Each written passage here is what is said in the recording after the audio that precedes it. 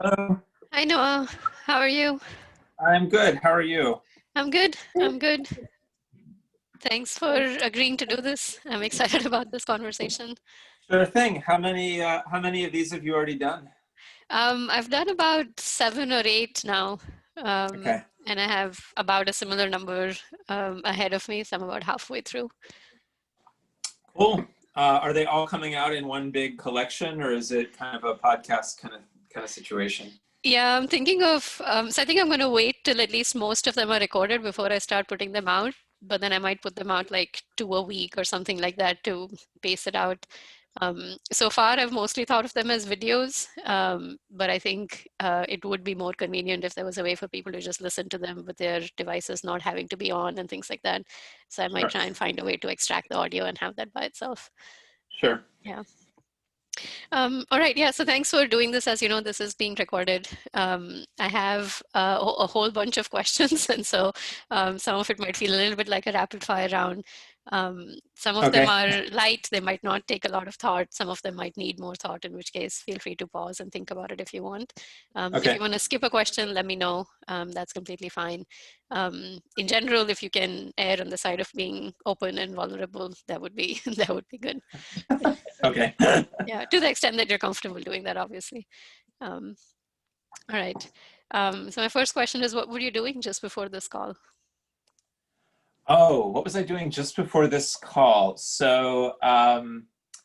Yeah, so one of the dirty secrets about being a senior faculty member is that you spend a lot of time writing letters.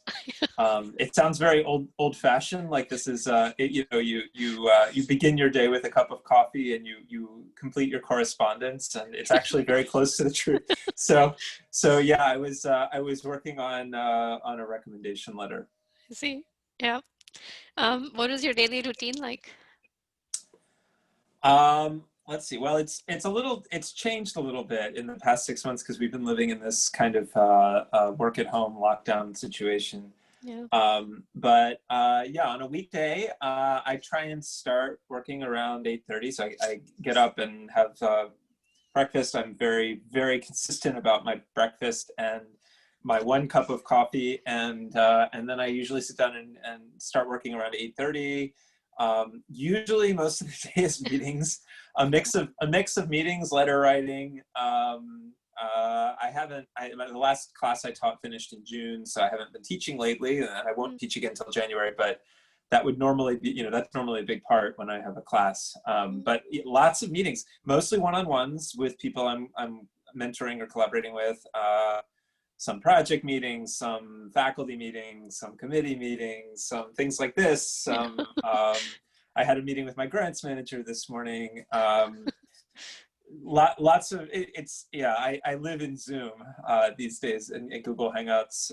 Thanks to these great tech companies for giving us these tools. I can't imagine doing this 10 years ago when all this stuff didn't work so well. But Yeah. yeah, and meetings until 4 or 5. Most days with breaks, because I've got other stuff to do too, reading papers and writing and reading drafts, and I have some of that. I've tried lately to keep 2 days half clear without meetings. Like Mhm. like Thursday mornings, I just try to avoid any meetings at all, so I have Mhm. I have time to think and do some of the intellectual work. Yeah. I mean, Yeah. some of it happens live, right? But some of it also happens when you're by yourself. Um, and then at the end of the day, I usually wrap up at 4 or 5, and then spend some time exercising, clearing my head. I'll go for a run. I couldn't do that last week because we had this horrible smoke in Seattle and the air quality. Are you in California right now or East Coast? I am in Yeah, California. so Yeah. you know what it's like. It was kind of horrible. And then after that, I'll usually mix a cocktail for myself and my wife, and spend the evening eating dinner with her, practicing music, reading a book, I'm learning a language, Well. and we'll maybe watch a movie or something. And yeah, I try and stop working in Mm. the evening. Yeah. Yeah. That sounds nice. What is the favorite part of your day? My favorite thing really is when I'm having a one-on-one meeting with a student or a postdoc or another mentee.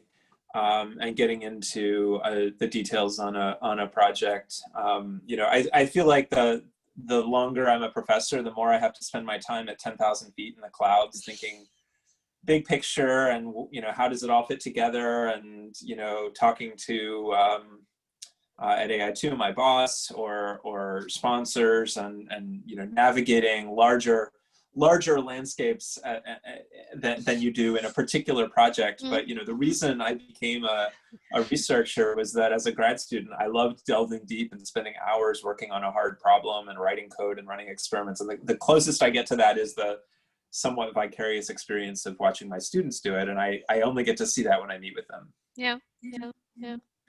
And what is the least favorite part? Trying to think of a good diplomatic answer to that question. I guess, there's a lot of stuff that you find you have to do that is necessary. It's necessary because people's careers hinge on it. But it's exhausting. It takes a lot of energy. So, this is going to sound really horrible because I do want people to apply to be PhD students with me, but waiting through huge numbers of applications for grad school or really any role that you come to work with me in, there are a lot of people who apply these days because people are very excited about AI, machine learning, NLP. And so for anybody who joins my group, I probably read, dozens of applications of others. And it's not that any one of them is bad, but they're exhausting, right? You spend a lot of energy trying. I guess it's not actually reading the applications because it's fun to hear what people have done and what they want to do. I think it's more the energy that goes into constantly assessing people and trying to make judgments, right? Like when I got into the field, it was all learning about the ideas and understanding technologies and techniques and math and human language and all, like the science, right? And then you find out that eventually it becomes your job to spend as much time, if not more, evaluating the people and the contributions you think they can make there. And it's necessary, right? We have to do this, but it's tiring and it's hard. And I don't feel competent in this. I mean, I feel competent in the sense that I'm proud of the people that I've worked with, but I don't feel like I have any particular better insight than anybody else. And it all feels very random. At the end of the day. So I don't feel like I'm participating in a fair process. I've said many times, I wish we could add randomness into these more, true randomness, like fair randomness, where we say, okay, this is the pool of people who are qualified for this thing, and we're gonna give them all an equal chance, and we're gonna draw randomly. Nobody wants to do that for faculty hiring, for PhD students, for interns, for anything.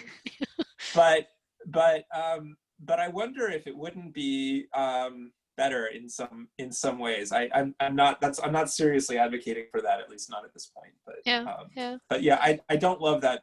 I don't like evaluating people. I'd rather work with people, right, to help them become stronger and make good contributions than spend my time judging them, which is what it feels like. Yeah. Makes sense. What one chore do you dislike doing and why? Sorry, what was the question? I didn't hear. What one chore do you dislike doing? One chore. It's funny you asked that because my house cleaners are here today. I'm shut off in one room while they clean the rest of the house. I am I guess probably the thing that I am least into in terms of household stuff is cooking. So I'm a good eater. I love eating, but in this one thing, my wife is a really, really good cook and really likes cooking, and so that realm is basically completely given over to her. I mix the cocktails, I do the dishes, and often she'll ask me to make a choice about what to eat because that's part of the work. But and I'll do I'll help with shopping and that kind of stuff when we do it. Although now it's all delivered. But yeah, I'm not a patient cook, and I don't memorize recipes well, so I don't trust my intuitions. When I lived on my own, I often had a lot of strings of the same meals over and over. Yeah, that's probably it. Yeah. Do you struggle with procrastination? Um, on some things, yes. Generally, I don't think it's ever been a major thing for me. Um, I tend to be a pretty organized, good time management, good at time management. I think at some point, I just sort of realized that professionally I didn't have room for that. Like you just can't be a good mentor to people and do a good job at giving feedback on paper drafts, for example, if you delay. And there are things that I'll occasionally let drift a little bit, but I'm not very often late with things. And I often do things way in advance. Like if you can believe it, and I don't say this to brag, but it's just become necessary. I looked at the calendar and I realized I'm doing a class that's going to be fully online in winter, probably online. I'm pretty sure, and I'm probably going to need to flip it. And so I need to record lectures, and I started doing it already for January, which sounds insane. And if you told myself 10 years ago I'd be doing things like that, I wouldn't have believed it. But I have more time now, Yeah. and I it's just better to get it out of the way. In my personal life, there are things that drift. Like we have a light fixture project that's been kind of lingering for a while that I was feeling guilty about and brought up again with my wife this morning. But like, yeah, it's not big things in work. I don't want to say I never procrastinate, but not for very long, because I know what the feeling of falling under the tide of work that you've been putting off, it feels like. And it means it often, when it gets too bad, right, you end up sacrificing a weekend or sleep, or you become distracted when you're trying to do the other things that are more important. And so I try and keep that stuff cleared. I'm absolutely religious about my to-do list and my calendar. I'm generally pretty quick about email, try to be responsive on Slack, and like juggling all of those things. Eventually you feel a little bit like a machine, right? It's like, put the thing on the list, what's on the list for today? Okay, got to get these things in. It's like you don't have time to have feelings about it. It just has to get done.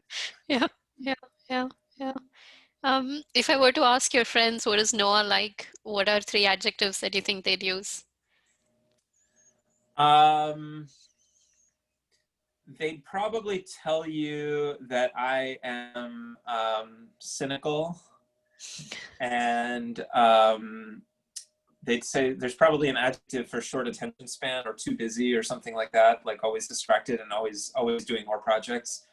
And they'd probably tell you that I am very passionate about the things I care about, often to the point of pressing the point to the extreme, and maybe endangering the good relationship that we built. But they know that deep down, even if I get extremely political or cynical or adamant about a point, I only do that with people I really care about. Yeah. So I'm not particularly demonstrative as a friend. I don't call my friends nearly as often as I probably should. I hope they're not watching this video, or I'll feel really bad. But I'm not great. I have a few friends I try and keep up with, but even them, it's not nearly enough. And my career has been all-consuming. A career and a family, even if it's a small family, is a lot, and friends have often taken a back seat to that. But yeah, but I think when I do get together with friends or have a phone call, I will get loud and argue, and they know that I won't do that unless it's somebody I really trust and care about. Yeah, yeah. Are you happy with the number of close friends you have? Yeah. Yeah. Yeah, I think there are people who have a few really close friends that they maintain long-term relationships with, and I happen to be one of those. I mean, there are a lot of people in my network. Obviously, my professional network is like uncountably large at this point. It feels like, and then outside work, I have a relatively small number of friends, and I kind of feel like the optimal thing is that whenever I go to a particular city, having one person that I know really well nearby that I can try and see is a nice thing. Obviously not this year, Yeah. but yeah, I feel like, you know, a lot of, I think even there's a set of people that I'm good friends with through my professional network, and that's almost the same thing in many cases. Yeah. Yeah. Yeah. What is something you're worse at than people around you? Something I'm worse at than people around me. Um, Anything to do with hardware. Or let me put that in a larger context. So I was really stupid about GPUs when they sort of first came on the scene. I think I partly due to the time when I was trained in computer science, it just wasn't. I don't want to blame my teachers, but I didn't take a lot of classes in systems or hardware, the absolute minimum.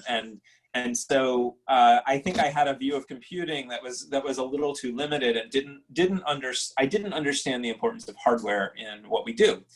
And whatever, it didn't matter when everything was CPUs. I just, write the check, buy the machines my students wanted me to buy, and everything would be fine. And then this new hardware came on the scene, and it was clear that it was different, and it was having a big impact in machine learning. And my students started grumbling that I didn't buy enough GPUs, and I pushed back a little longer than I should have. And now, I think my lesson's been learned, but I haven't been particularly engaged with that side of our field. I tend to work much better at a level of abstraction that's actually fairly removed even from the programming. And so I didn't really see it coming. I think if you look at the kind of work my students are doing, it doesn't, for some of them, this is like incredibly important. And for others, it doesn't matter so much. So it wasn't catastrophic, but basically anytime anybody talks about hardware, I will defer to my colleagues, and basically anybody will know more than me about what to buy, how long it will last, how long before there's a new revolution, and we need to rethink the whole thing. What systems to use to write the code, et cetera. All that kind of stuff. I am very humble. Yeah. Yeah. Yeah. What is your single biggest strength? Probably the time management thing. I think part of being a big part of being a successful professor or a successful researcher is not letting little things that are important slip too much, because the success of the whole endeavor rests on getting a lot of little things right. And I think it's easy to get the big things because they're impossible to forget. Your conference deadlines they're just so busy. You can't ignore that, right? You're not going to miss paper deadlines. You're probably not going to not show up for your lectures. But there's 1,000 other little things that go into the job that are tiny and easy to drop when you're busy and you feel stressed about deadlines. And I'm sure I let a lot of them drop. I'm not claiming to be perfect, but being organized and good at time management means that I don't let too many of those slip, hopefully. And I think that's why, my students tend to say that they're happy in the group they're in. Yeah. What is a recurring moral conflict that you struggle with? A moral conflict.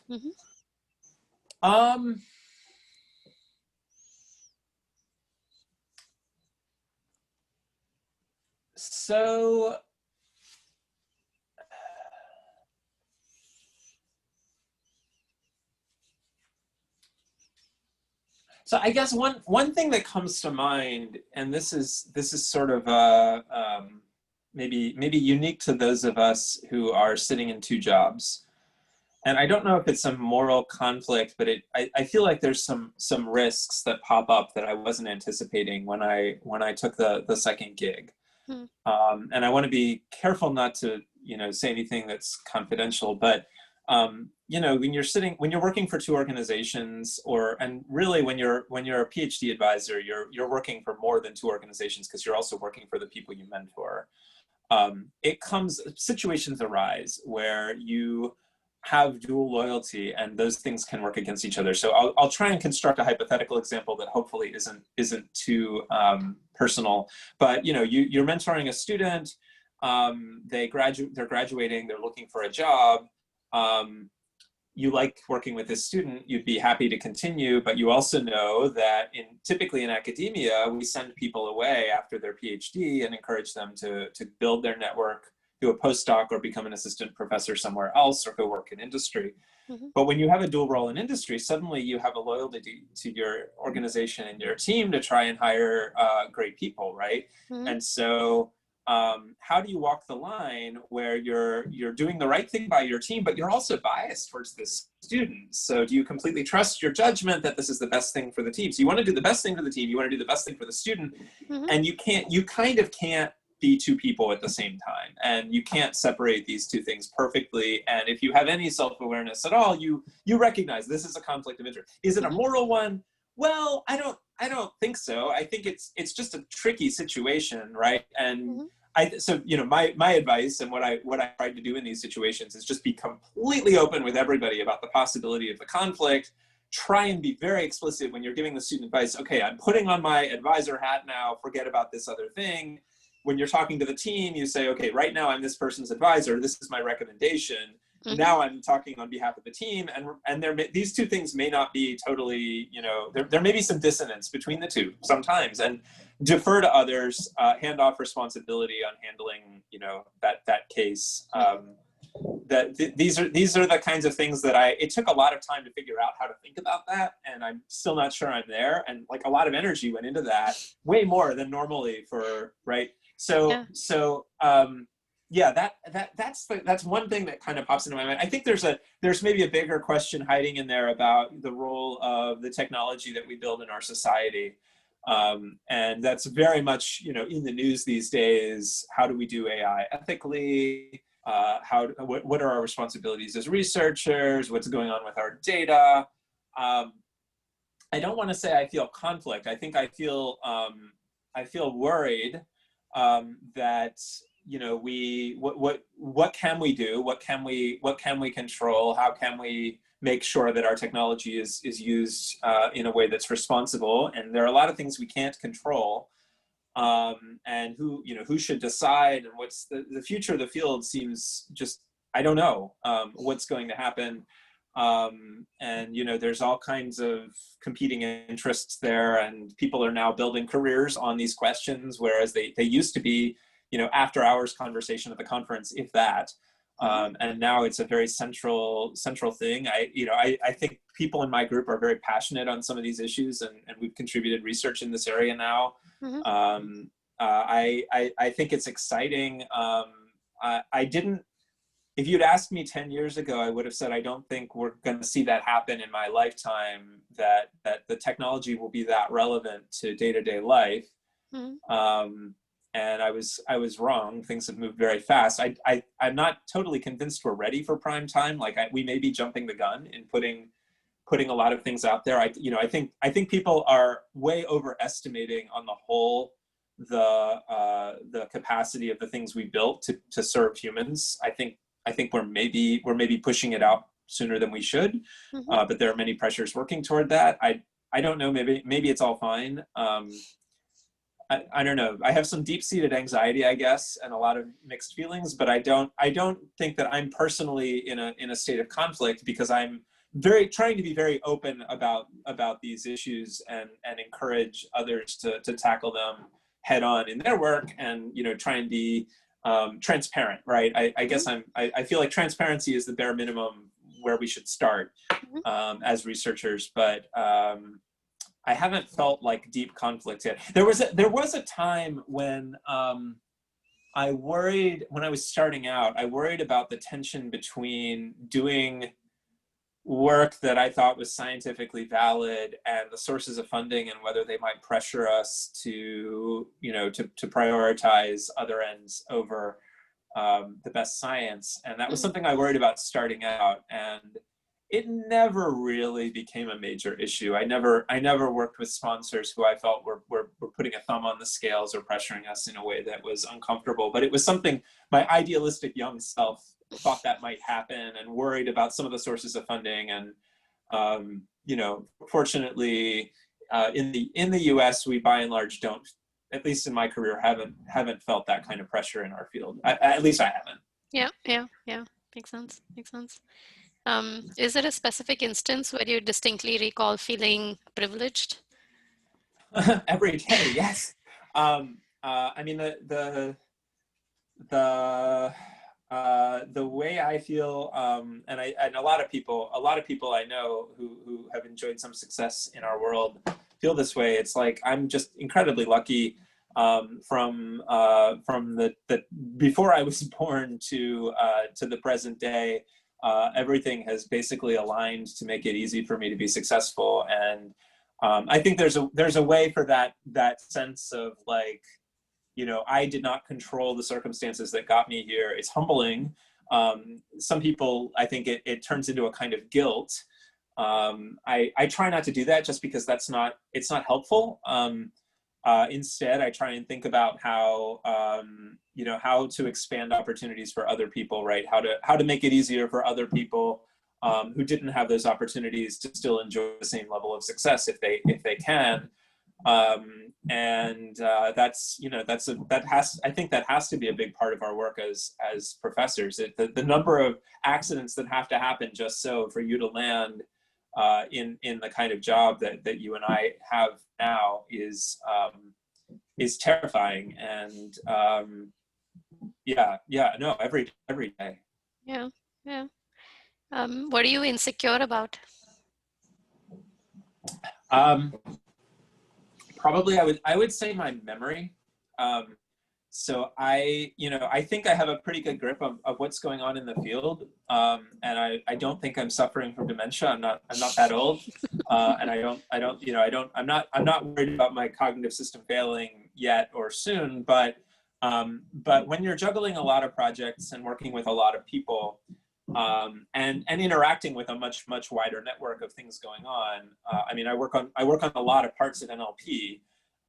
Keeping it all in your head is hard, and I don't know how it works, right? Like I don't trust my intuitions about my own mental system. I just kind of know what works, and there's a lot to keep in there. And when I stop and think about it, I start getting very nervous about like, am I really current on all the things I should be current on? And the answer is probably not.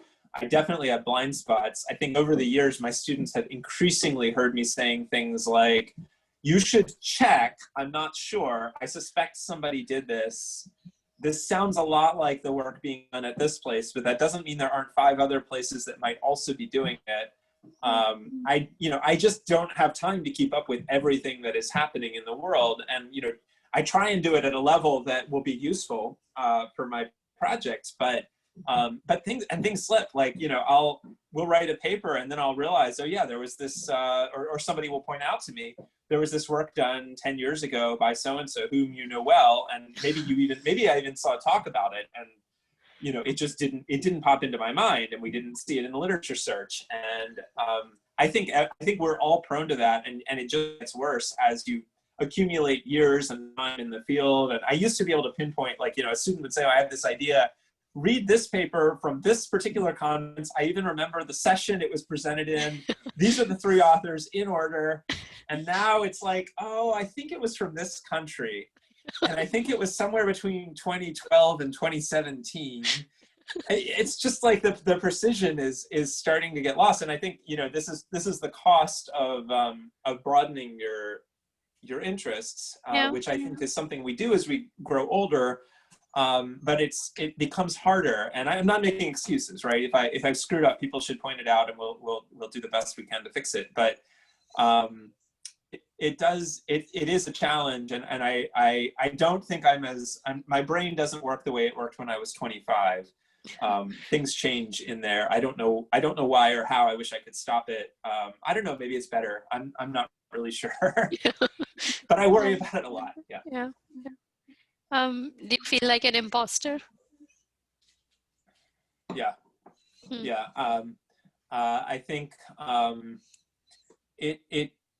this is something that, I've told a lot of people that I almost quit grad school after the first year because I did not think I was going to be able to finish it. I didn't feel like I was figuring things out fast enough. Of course, I know now that it takes at least a year for a grad student to figure out what they're doing, often much more. And that's very normal, but I didn't know that then. when I started my faculty position at CMU, which felt like a complete random act of the universe. And I was shocked to get that interview, let alone get the job.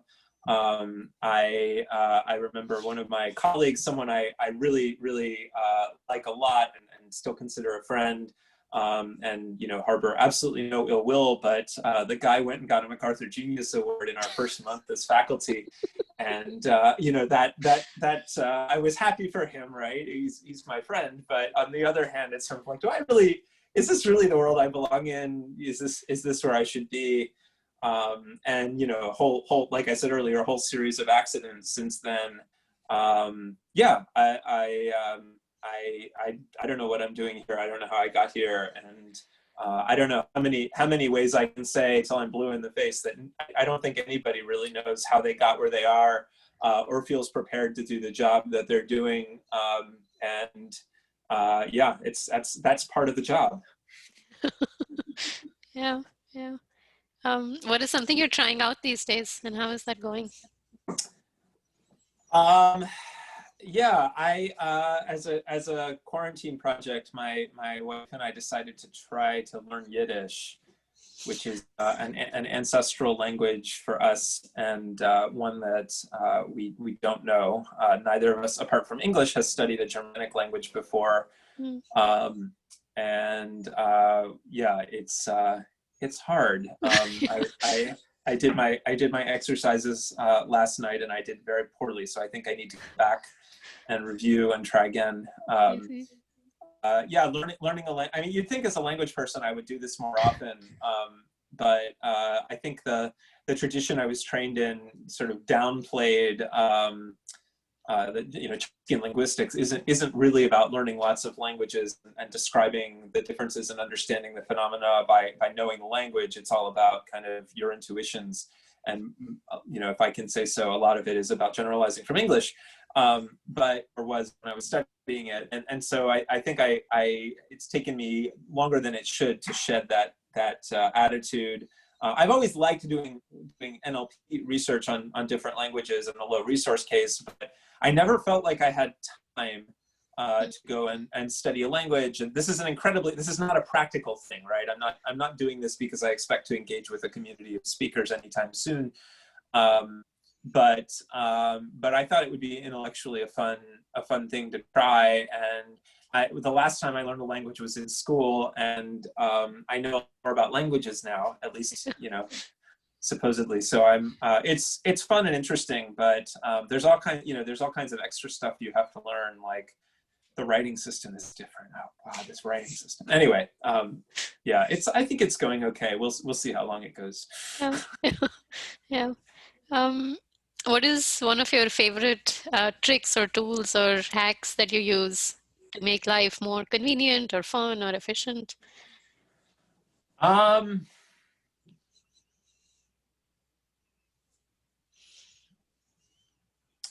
It's been a while since I've come up with a good, I don't write code, so I'm not going to I can't give you a sort of programming coding answer. The only code I write is LaTeX, and I'm not particularly good at I used to be really good at like space saving LaTeX tricks, but I feel like now I've just gotten to be a better writer, and I don't need to do that as much, or I'm just really good at trimming away extra words. Let's see. I found a plugin for my browser that shows me horizontally what all the tabs are on the right side. I can't think of the name, but that's definitely something that has saved me time and pain. Takes up horizontal real estate, which is cheaper. I found a really good to-do manager called OmniFocus, which I switched to not too long ago, and I think it's the first time I've paid money for a pro version of something, but it's good. It's kind of like, I definitely feel like there's more dopamine kick when you check things off and like put things on you really want the dopamine when you put the thing on the list, so you feel good and you keep putting things on the list rather than like trying to remember them in the back of your mind. Mm-hmm. That one's pretty good, and you can do a lot of customization stuff, and there are some neat tricks in there. I would recommend that. Yeah. Interesting. Yeah. Yeah. What do you tend to think about most when you're not intentionally trying to think about something? Geez.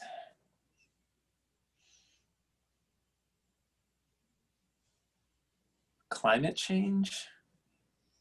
Mm. What's going to happen in the world over the next 50 to 100 years? Yeah, that kind of weighs on me. Mm. Yeah.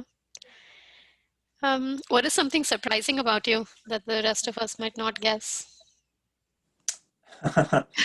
um, well, this is maybe an odd thing, but hanging on my wall here, I have a bass Oh, clarinet, wow. and there was a time. It's been many years now when I seriously considered a career in music. And I was very fortunate to have a teacher who, talked to me very frankly about it didn't matter how good I was. There were a lot of things working against success in that realm, and because I had other options, I should probably keep them open. Hmm. And I, continue to be grateful to that teacher for that advice. He might have been telling me subtly that I wasn't going to be successful. Because I didn't have the talent, which is fine. I certainly don't have the ability. I'm not a professional quality musician, but it is something I do almost every day. It's something that's formed a big part of my hobbies and social life. It's been a big recurring thing in my life, listening to and playing music, and it's still a major hobby. It's been a huge part of staying sane during the lockdown. So I don't know, I guess that I'm an amateur musician. That's the maybe the surprise. Yeah. Well, what is something recent that happened that was unexpected?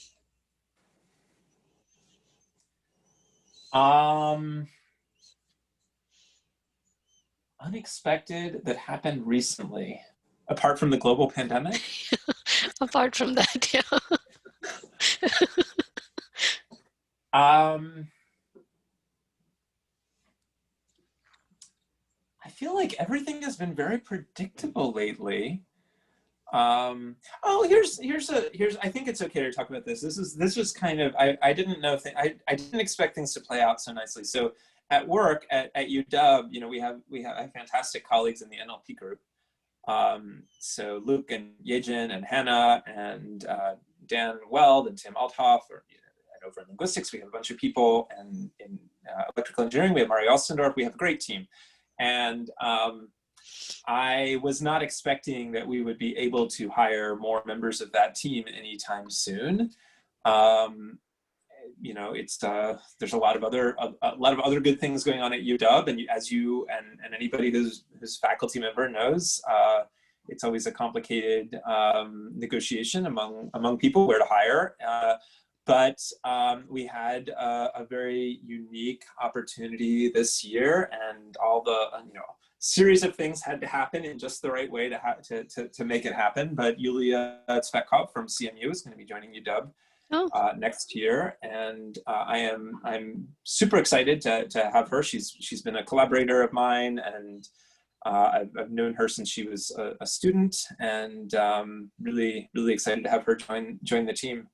When I first started talking to her about it, and the department started talking about it, I was like, okay, this is too good to be true. And I always set my expectations low, right? And it worked, and I'm very, very happy that it's coming. Yeah, that's great.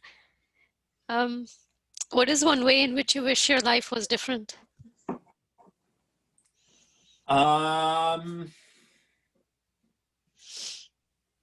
Probably don't want to get too much into politics, but I guess I'd be thrilled if I had some trust in the federal government to see us past this pandemic and in the economic recovery that needs to happen, and continuing to make sound decisions informed by science and rational thinking. I think that would, I'd sleep a lot better at night. And I Yeah, know a lot of other people would suffer, far greater benefits than that. yeah, yeah, yeah. What is something you're looking forward to in the short term, like tomorrow or next week? Um, well, let's see. So, this weekend we ordered, I don't usually, I'm not a meat eater. I'm mostly vegetarian. And I save, I eat meat on rare occasions so that, it's healthier and I will enjoy it more when I eat it less. And so I'm having my brother-in-law and his partner and my father-in-law are going to be, they're going to be coming over for a dinner that we've ordered from a deli in New York, where it's, this week is Jewish holidays, which I don't observe in any conventional way, but we're having a big holiday meal Hmm. ordered from New York that Wow. is very, very meat forward, and I'm looking forward to that. Yeah, yeah. Do you think you're average, above average, or below average happy relative to people around you? Above average. Hmm. When was the last time you danced? um, maybe this is what I should have shared as a secret. So when I was in grad school, my wife and I took up the Argentine tango and danced. We were dancing 2 or 3 times a week back in Wow. those days. We don't do that now, but we did dance last week. Okay. Yeah. Um, what is your most recent dream that you remember? Oh, I had a bizarre. I mean, I don't make anything out of these things. Like I don't think there's any deeper meaning, so I don't read into this. So I hope nobody else will. But I had a bizarre. I've been having a series of very weird dreams about buying a house in other places, and the weirdest one was I was buying a house in Pittsburgh, like around the corner from where I used to live. And it's not a house that actually exists. It was like in this dream, of course, the street layout was different. It didn't even look like Pittsburgh. It was just like this house. But we knew you have in dreams, Uh-huh. you have all this weird constructed background knowledge. We knew we were in Pittsburgh right around the corner from where we used to live. And we were looking at this super modern house and talking about buying. I don't know why we were buying another house. We don't need another house. I have no intention to do that. I'm not moving. But yeah, I don't know why I've been having these dreams about buying real estate. Maybe it's that's not an investment tip for anybody. Yeah. Are you more optimistic than people around you or more pessimistic? More pessimistic. Hmm. Do you think there is a point to our life, to our existence? Nope. What do you struggle with in life? Um,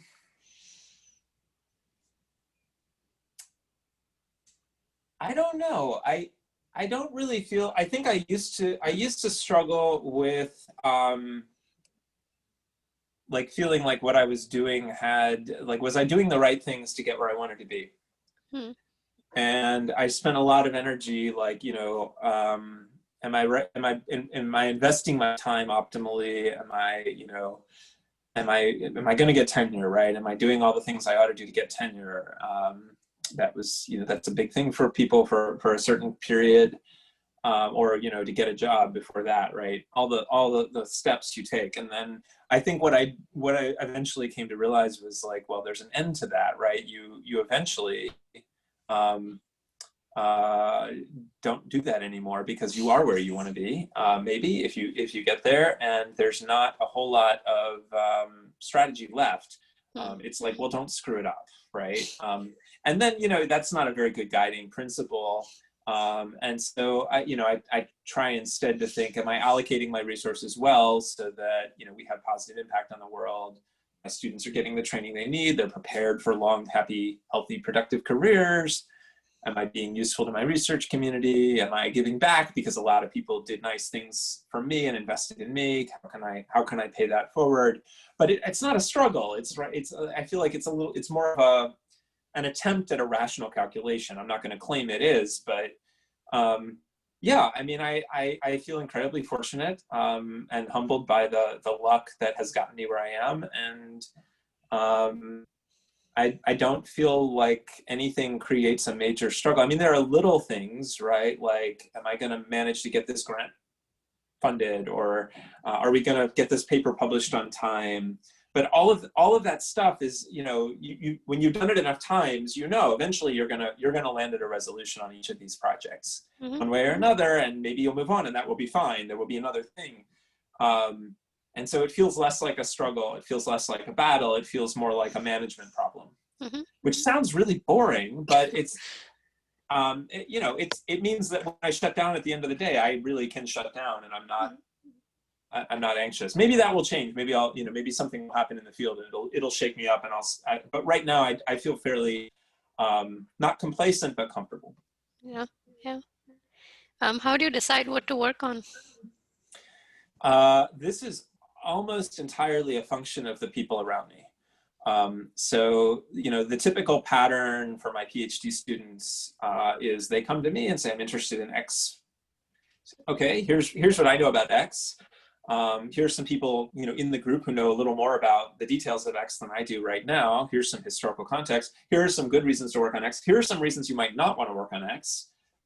Then they come back the next week and say, I want to work on X prime. And we have the same conversation. So I'm more of I give advice and guidance, but I don't have a major agenda at the moment.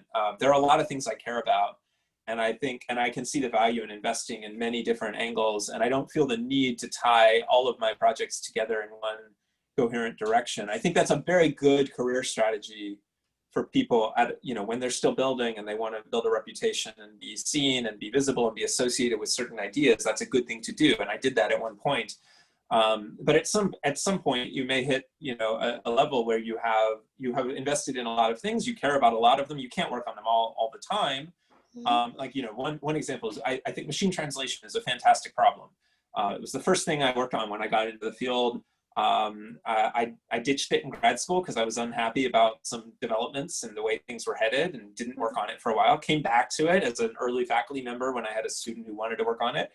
When that person finished, I moved on, didn't pay much attention, here and there I'd read a paper, got away from it again, coming back now because my students want to work on it.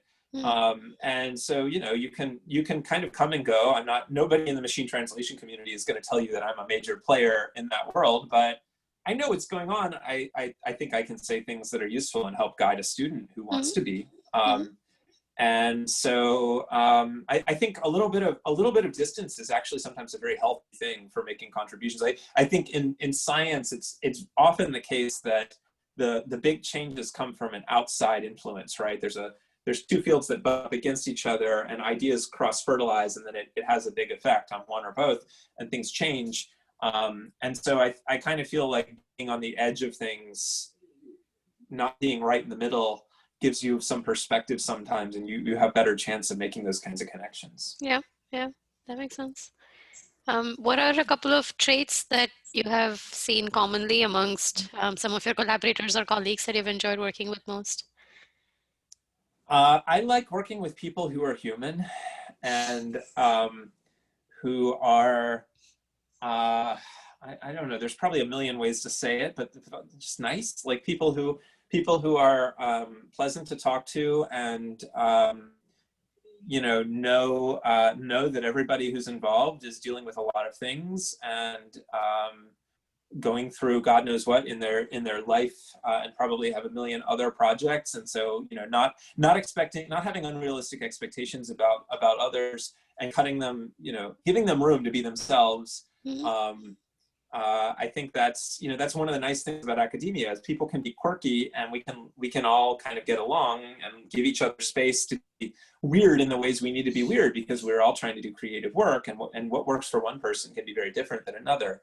And so my favorite collaborators have been people who are totally happy to run with whatever those around them need to make it work. And I think there's a certain degree of like open discussion that some people are able to have, where you can say, this is how I like to work, does this work for you? And like that, I don't know, sort of like meta conversation around the process is often really helpful for making collaborations work well, rather than just assuming that everybody is going to do it your way.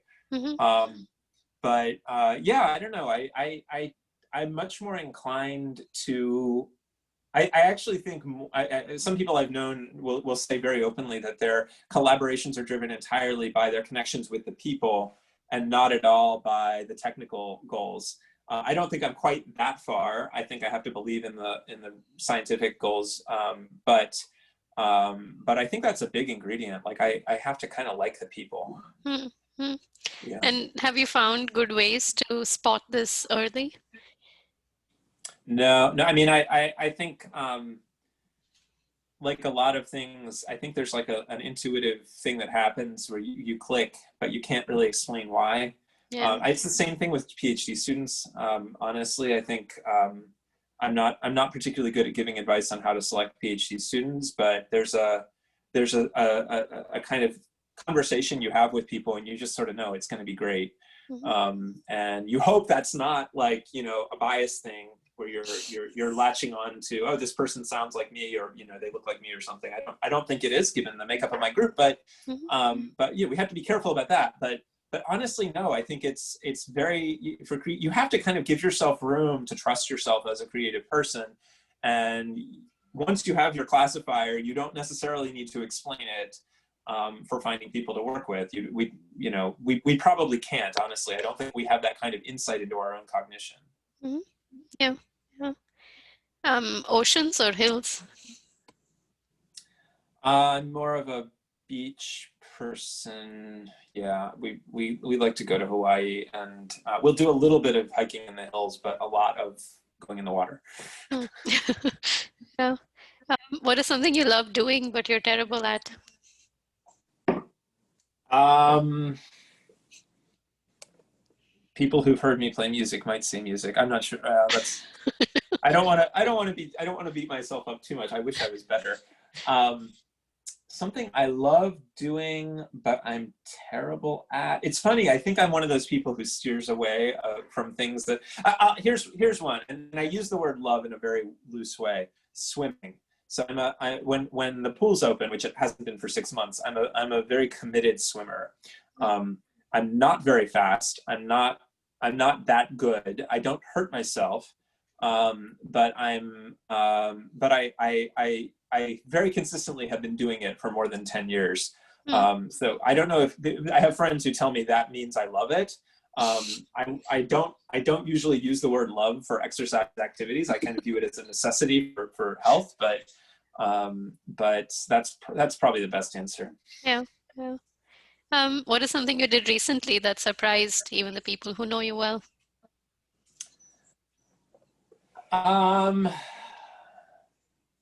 Something I did recently that surprised people who know me well.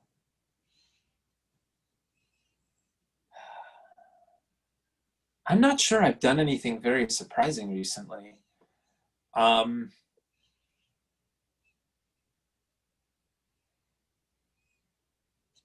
Yeah, I don't think I have a good answer to that. Yeah. Yeah. When was the last time you felt like a kid in a candy store? There's a shop in Portland, Oregon. It's not a candy. Well, it is literally a candy store because they sell chocolate. But they also sell. The chocolate is fine. I like chocolate, but that wasn't what made me excited. One of the other 2 or 3 things they sell in this shop is cocktail bitters. And they have like a wall of all kinds of different cocktail bitters, and you can taste any of them. Oh, wow. And when I go to Portland, I budget an hour to go to that shop. Yeah. Assuming I'm not flying home, which doesn't make it much sense for Portland, Yeah. because it's only 2 hours away. Yeah. Yeah. Yeah. What is something you didn't like at the time, but you're glad it happened?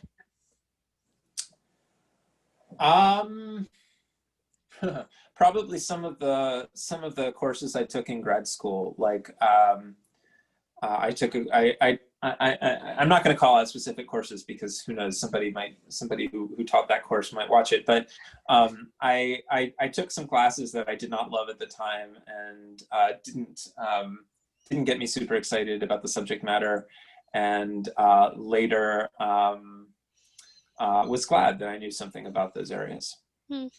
Yeah. What do you easily get nostalgic about? Um,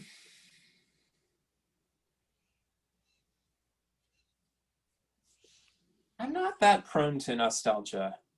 Hmm. Um, yeah, I mean, I can think back. I guess maybe grad school time with a big caveat that I know that I was not at my happiest then, because it was a stressful time. But there were good things. I liked living in Baltimore. I met my wife at that time. We were learning to dance, and we were in a fun city. I had a lot of good friends. I somehow managed to make time for all of this. I didn't need as much sleep. But it might just be nostalgia for being young. I'm not sure. Yeah, yeah. What is something that made you smile today? Today, oh, some of your questions for sure. I see. Yeah. What is some of the best advice you've gotten or given? Um, well, here's one. This is completely unrelated to work. When you buy, this is some of the best advice. And it came from David Smith and his wife Cynthia. He's a professor at Northeastern now. He was a grad school classmate of mine. When you buy a house, um, budget 1% of the value of the house every year and put that money into savings. Like this, like do not buy a house unless you can afford to do this along with paying for the house. And you will use that money to pay for the repairs, the replacements, the appliances. Something will break, something will need to be painted. You need to have that money set aside every year. Best advice I ever got. Wow, wow. And very concrete, very Very actionable. concrete. Yeah, Yes. yeah, yeah. Um, why did you agree to do this interview?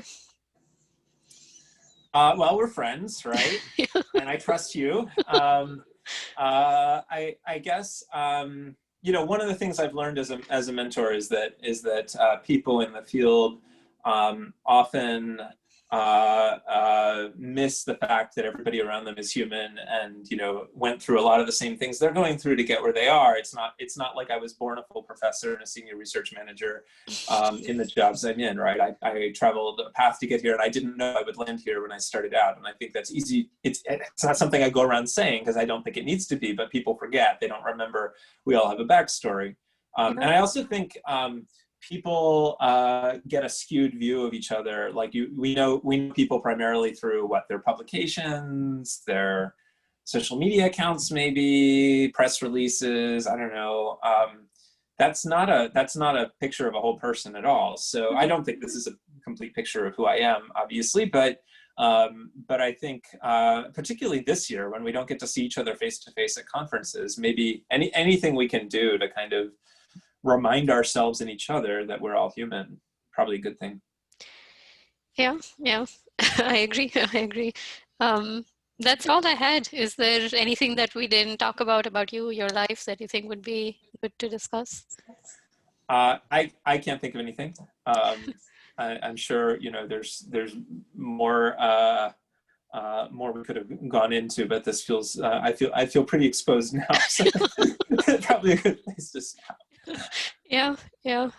Thank you. Thank you for taking the time to do this, Thank Noah. thank you for doing this, and I look forward to getting to know some of our colleagues maybe a bit better through these videos. Really appreciate you taking the time. Great chatting with you. Same here. Same here. Thank you. Okay, Yep. stay healthy. Talk to you Yeah, later. you too. Bye. Bye.